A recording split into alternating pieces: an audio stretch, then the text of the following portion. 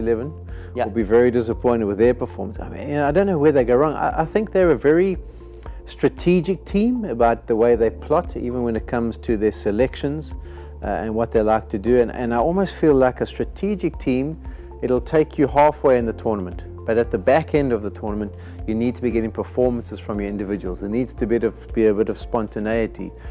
Planning does help. Yes, it settles the team down and gets them a nice platform laid. But at the back end of the tournament, you need guys showing some spunk, showing some innovative thinking in order to keep getting you over the line, keep winning the games. And I think maybe that's where they could just have a look at doing things a little bit differently.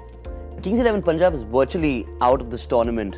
And they seem to have problems just putting it together towards the end. They start really well. Yeah. I think they start well precisely for the reason that Shaun was talking about, that they plan well and tactically they've got all these things sorted out. But what happens is after a while the other teams start catching up. So if Ashwin, you see the amount of video that analysts and teams see nowadays is not funny. So if Ashwin is bowling in a particular way, or if he's doing something, or if he's placing a field in a particular way, they've been noticing, they've been watching. Now over 7, 8, 9 matches, it catches up with you.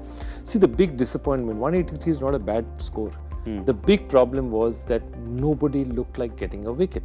In fact, Shami was the only bowler who was at least sharp, 145, 146. He was giving the batsman something to think about.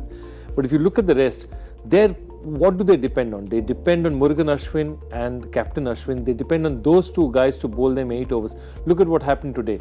Ashwin goes for 38 and Murugan Ashwin goes for 24. He doesn't come back. I mean, he has 2 overs to go. So 62 between them. So that's the big problem out there. You have a problem when their spinners don't work. The third guy in that triad is Andrew Tye, who's meant to take pace off the ball, the highest wicket taker. The ball just sat up and was waiting to be hit. Yeah, Tye does a good job when the situation is that the team's under pressure, they've lost wickets and he comes back and then you have to try and whack him from the outset. But when you're a settled side, and same with Curran, there aren't really X-factor bowlers where they're going to just clean you up with an unplayable delivery. And I think that's sometimes where people miss the plot. They like the mix and match bowlers who mix things up. But in this format, a guy who can strike for you, like we saw from Shami, his kind of performance, you need more of those at times.